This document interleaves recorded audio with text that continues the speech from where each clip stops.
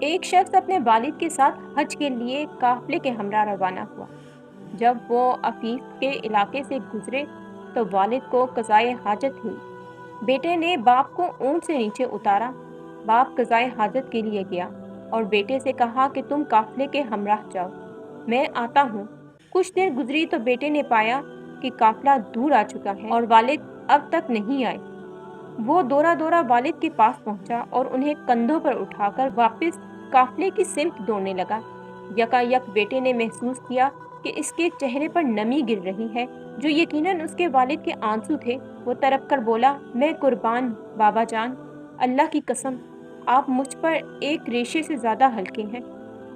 باپ نے کہا، میں اس بات کے لیے نہیں روتا، اللہ کی قسم میں اس لیے رو پڑا کہ اسی جگہ میں نے اپنے والد محترم کو کندھوں پر اٹھایا تھا۔